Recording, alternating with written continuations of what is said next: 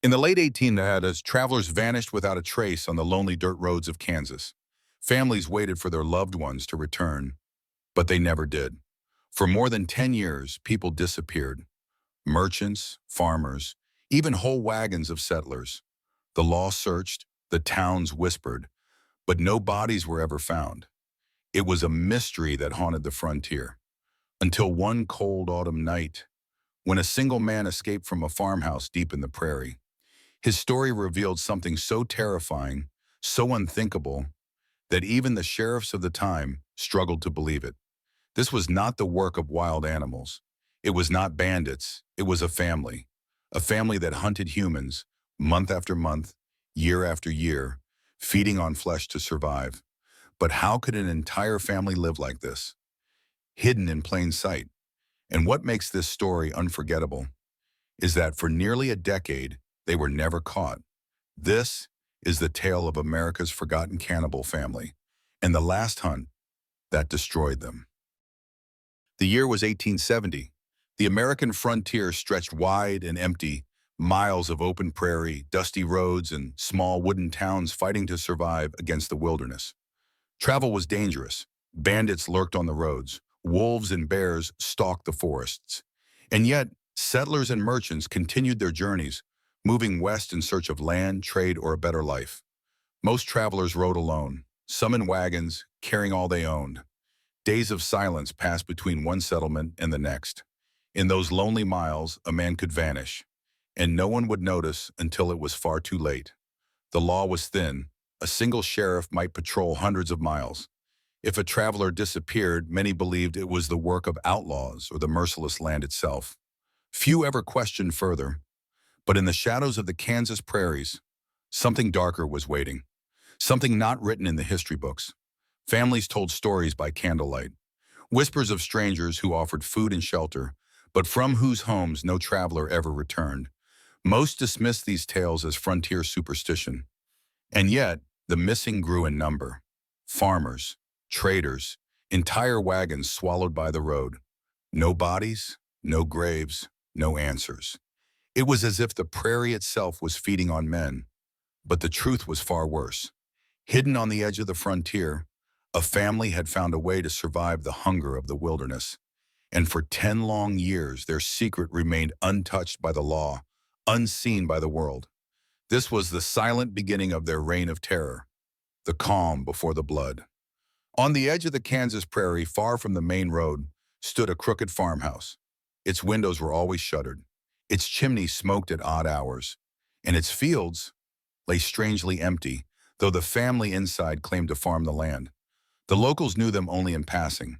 They were quiet, kept to themselves, and rarely visited town. A husband, a wife, 2 grown children. A simple farm family, or so it appeared. But what no one knew was that this home was a trap.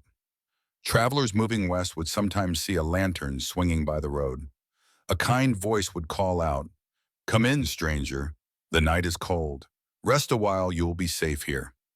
And weary travelers, hungry, tired, desperate for shelter, would follow.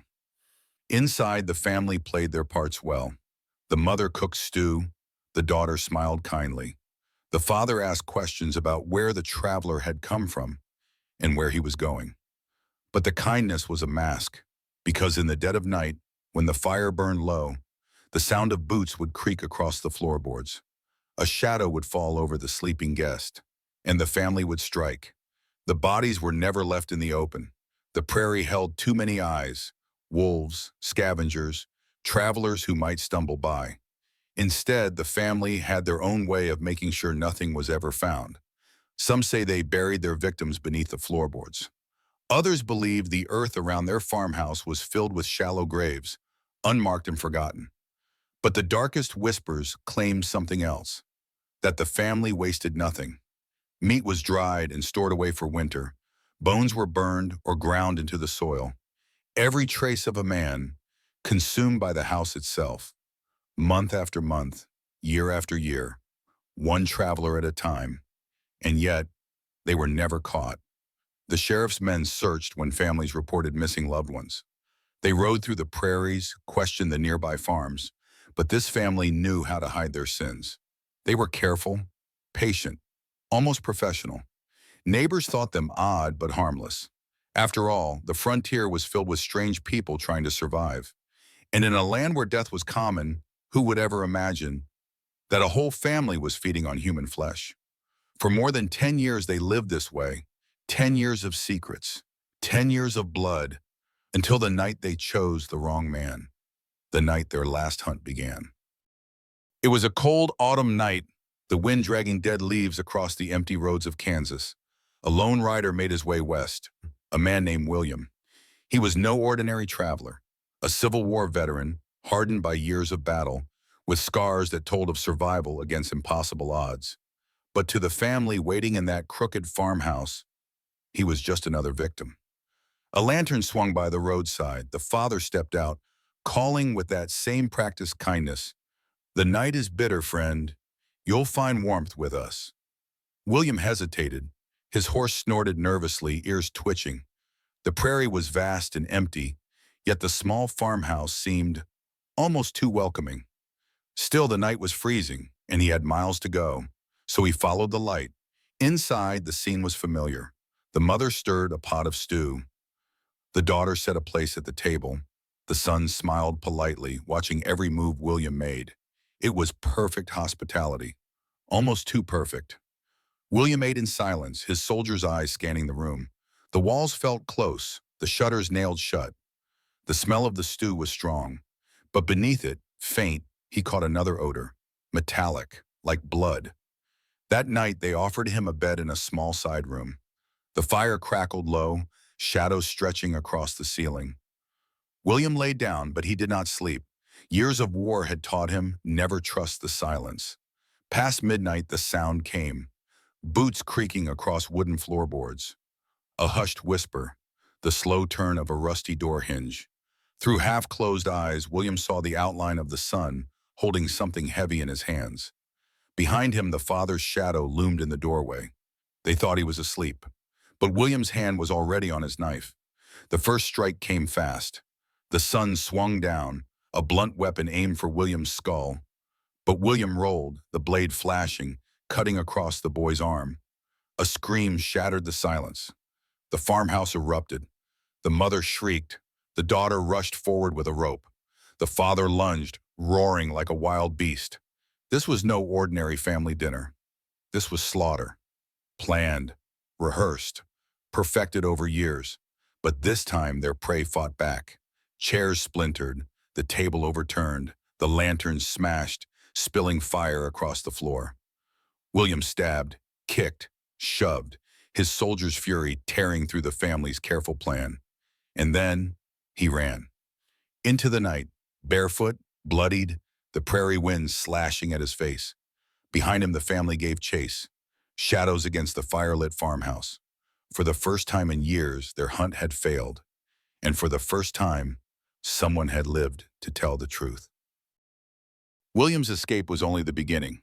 Half mad, barefoot, his clothes torn and soaked in blood, he stumbled into the nearest settlement just before dawn. The townsfolk gathered, lanterns in hand, eyes wide with fear as the veteran collapsed in the dirt. Through gasps, he spoke. About the family, about the dinner table, about the moment he realized he was not a guest, he was prey. At first, many did not believe him. The story was too grotesque, too monstrous to accept. But William bore wounds, slashes, burns, bruises, and his terror was unmistakable. The sheriff had no choice. He raised a posse. That night, under a sickle moon, a group of armed men rode out across the prairie. The air was deathly still. Even the horses seemed uneasy, their breaths clouding in the cold. When they reached the farmhouse, everything was silent. The windows were dark. The door hung ajar. It looked abandoned, as though no one had lived there for years. But the smell told a different story, a stench so thick and foul it seemed to seep into the rider's skin. Lanterns lit, they stepped inside. The living room was overturned, chairs splintered, ashes blackened from a recent fire. But what made the men freeze was not the mess. It was the floor. Stains, dark, uneven, still damp. Then they found the trapdoor. Beneath the farmhouse, in the dirt cellar, lay the truth. Piles of bones, hundreds of them. Some gnawed, some cracked open, some still carrying scraps of rotting flesh, skulls of men, skeletons of women, tiny frames that could only have belonged to children. The sheriff dropped his lantern. His hands shook as the shadows danced across that pit of death. No one spoke, because there were no words for what they were seeing. This was not robbery. This was not survival. This was ritual, a family business of horror. And yet, the farmhouse was empty. The family gone. No blood trail, no tracks, nothing but the silent prairie stretching endlessly in every direction. Somewhere out there, they were still roaming. And for the first time, the frontier lawmen realized this was bigger than a single crime scene. This was a decade of slaughter, hiding in plain sight. After the cellar of bones was uncovered, the town was never the same again. The sheriff's men had seen death before, but nothing like this. This was organized. This was deliberate. And worst of all, this was close. Too close. By dawn, the whispers spread like wildfire. Children were kept inside, doors were barred.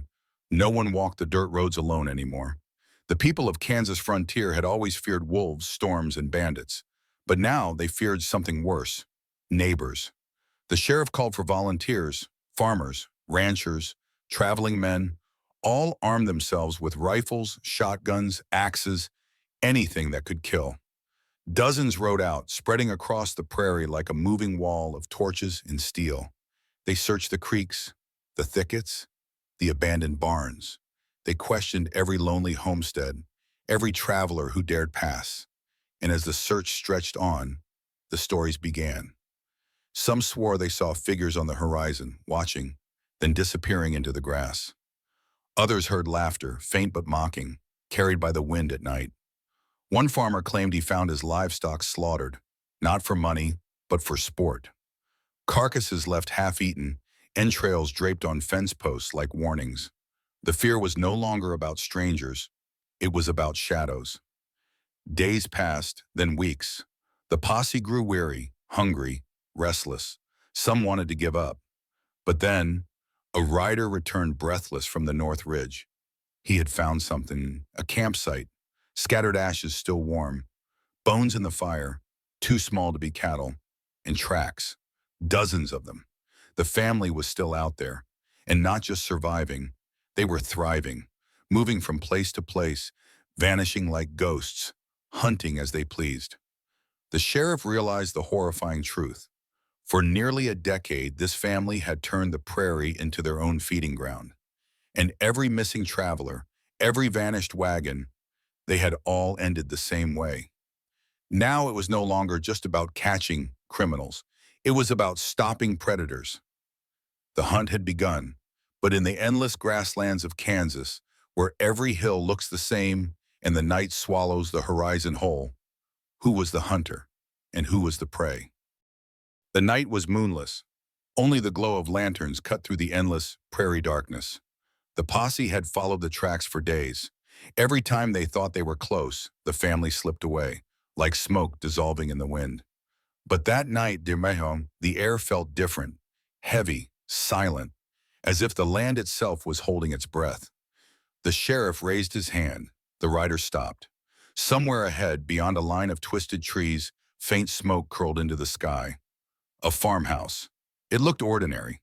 Weathered wood, a sagging roof, a corral out front. But the sheriff knew better. This was it.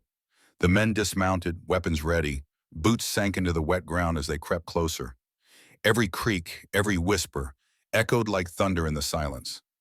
Then they saw it, hanging from the porch beams, clothes, dozens of them, coats, shawls, children's dresses, all worn, all dirty, none belonging to the family. And from the cellar door beneath the house came the sound, a faint scratching, and then a muffled scream. The men moved fast. Axes shattered the lock. The door flew open. Lantern light spilled into the darkness below and revealed hell. The cellar was stacked with bones, some gnawed clean, others still clinging with flesh. Blood-soaked tools hung from the walls, hooks, cleavers, saws. And in the corner chained was a young woman, eyes hollow, skin pale but still alive. The sheriff cut her loose. She whispered one word, "Upstairs." The men froze. The floorboards above them groaned. Then, silence. The sheriff motioned them up. Every step on the staircase screamed louder than the last. Lanterns shook in trembling hands. And then they saw them. The family. Silent. Still. Standing in the dark like mannequins. Their faces pale, eyes empty, mouths curved in thin, unnatural smiles. The father held a butcher's knife, the mother a blood-stained apron, and the children, each clutching sharpened tools as if playthings. For a moment, no one moved. Two worlds colliding in the flicker of lantern light. Then chaos erupted. The father lunged, a gunshot thundered. The room exploded with screams, gunfire, steel, and blood. Men swung axes, rifles cracked, lanterns shattered. Flames licked the walls as oil spilled across the floor. The farmhouse became a furnace of fire and horror. Through the smoke, the sheriff saw them scatter, like wolves into the night. Some were shot, some vanished into the fields, but no one knew in the chaos how many truly escaped. By dawn, the farmhouse was nothing but ash and bone. The posse had bodies, proof but not certainty, because in the smoke and ruin, some footprints led away, back into the endless prairie, and the whispers began again. Maybe the family wasn't gone. Maybe they were still out there, watching, waiting, hidden in the grasslands, ready to hunt again. Even today, the legend survives. On quiet Kansas nights, travelers claim they see figures on the ridge, or hear laughter, faint and cruel, carried by the wind. The tale of America's forgotten cannibal family did not end with fire. It became part of the prairie itself, a reminder that sometimes the monsters are not myths. They live among us, and sometimes they call themselves family.